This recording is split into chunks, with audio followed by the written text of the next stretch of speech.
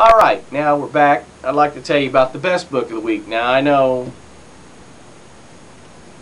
you know what's going to happen. This is where I get all the great mail that I've been getting, all the comments.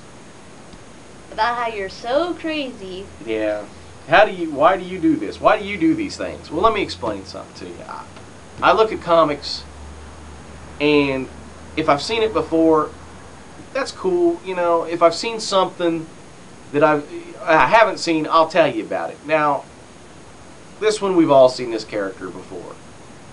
But I gotta tell you, IDW has a real good comic on its hands with Popeye. These guys really, they should be proud of themselves. You know, I like Popeye cartoons. I like the ones from I think they were from the 60s that Al Brodax did. And, you know, I gotta say, you know, everybody's in this book. Eugene the Jeep, Wimpy, the Sea Hag, Bluto, you know, even a parting shot of Roughhouse. Wow. I mean, you know, and the guys did their homework. It looks like something that Seeger would have done, or Cigar. I'm not sure. They kind of joke about that. But it looks like something that he would have done. These guys done their homework, and it's nice, and it's good. You know, it's something that, you know, I'm not going to, you know, say pick up all the time, you know.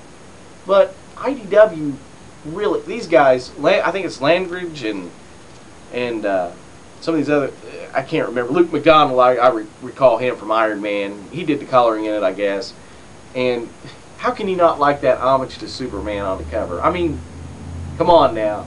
Popeye came out first, and who had superpowers first? Oh, it was Popeye. Oh, gee.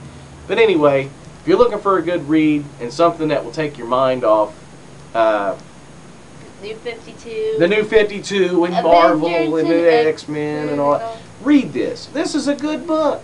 It really is. I mean, I can't, you know, stress it enough. Buy this. Buy all of them. You know. I'm still on the fact that they made a comic, period. Well, I am too. Now, here comes... Not so great. Like I said, you know, earlier, this has not been a good week for me. This has not been a good week for comics. This has not been a good month for comics at all. I mean... Oh, let's go. Let me have the first one. This is your run-of-the-mill, the .5, the middle of the way. Green Lantern New Guardians. Not a bad book. Not the greatest book. But Arkillo's pretty cool. And I like, you know, he's a good, solidly written character. And I enjoy his exploits. Because he just, I don't know. I mean, he's just fun to read. Kyle Rayner, what's up with the draft? I mean, come on now. Let's see. Who we got writing this?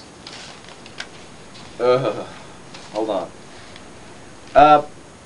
Tony Bedard is writing this. Bedard, whatever. I mean, his writing's okay. You know, I ain't gonna go into, you know, he's not Shakespeare, blah blah blah. I don't really care. But anyway, Tyler Kirkham, the artist on this. I mean, you know, very pedestrian, very vanilla. I mean, there's no details, no. I don't know, and Bat is usually like spot on with inking. It's just, I don't know, it looked like they just grabbed some Sharpies and just went out and said, hey, I'm just going to scribble something in here this week and do some Dragon Ball stuff. Hey, who cares? You know. Once again, it's just, it's adequate, and if it wasn't for the coloring, once again, like in Batman, where the coloring, it would be the cheapest 25-cent coloring book that you've ever seen. You know, I mean, it's sad when, you know, you look at a comic book and it's, you know, the coloring does more for it than the artwork. It's not the way it's supposed to be, DC. Come on now. You guys know better than this. Come on. Okay. Alright, that was our .5er for the week. And it just gets worse from here.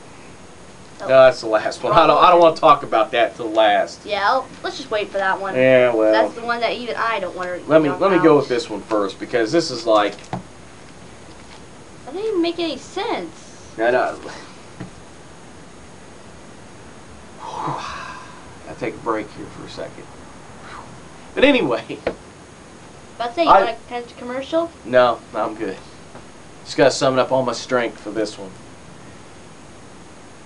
I love everything Flash. Barry Allen Flash, when they brought him back in his rebirth, I was happy. I mean, I was so happy to see him come back. But this book right here, oh my God. Are they kidding me? Francis Manipool, or whatever your name is, and Brian, whatever your name is, I don't care. You guys suck. And I can't put that in any better terms than that. Why? Why do you guys suck? This book right here is screaming for Mark Waid. This book right here is screaming for Grant Morrison. This book right here is screaming for Peter David. I'll even take Jim Shooter. Somebody get on this book and rescue it. Gee whiz. Yikes and gadzooks. Bad. Why? Why is it bad? Okay, first of all, the artwork is ugly. The story is so many leaps of illogic, it's pathetic. Okay? Turbine. Just a sorry excuse for Roscoe Dillon's top. Okay? Really? Alright. This guy's sweet here. Let me ruin the story for you. Let me just go ahead and spoil everything. This guy Turbine, Roscoe, not Roscoe Dillon. He's got a new name. Let me find it here. Well, anyway, Roscoe something. I don't really care. You know, Roscoe, whatever. Pico Train. I don't really care. Anyway, he comes from 1944. He jumps into the Speed Force. Speed Force. Phoenix Force. Speed Force. May the Force be with you. Sucks.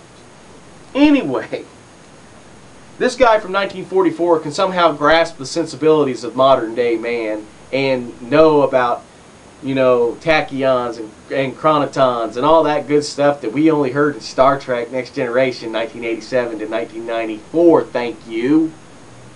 So we get to hear all this stuff, and he has all these modern sensibilities. And don't be shocked in a future issue that Mr. Turbine, Roscoe here, oh Roscoe saves Barry Allen for some reason. I mean, now, you know, it's amazing. Either he's going to save the Flash or he's going to become the tour guide of the Speed Force. So he can go through and show everybody the past, future, present. Who cares? My God. Francis, you suck. Get alive. Get some talent. And, you know, I'm trying hard to like this version. This is 8 issues into it. I can't stand it. I don't like the Flash. I can't even stand. I don't even like these rogues anymore. I don't even want to see Captain Cold. God forbid I don't want to see the Mirror Master. I don't want to see none of them anymore. I don't care. This is terrible. So, you know, oh my God. You want me to just cut to commercial? Yeah. While you recover? Well, no. You know, this is the only thing good I can say about this book is during the Speed Force, there's a little bitty scene in there that shows the pre-52 Earth that they used to be on, when they used to be cool, when Flash used to be cool. You know, I think they're trying to figure out that it's an out for DC to change everything back, that they're going to use the Speed Force. Well, I didn't see that coming.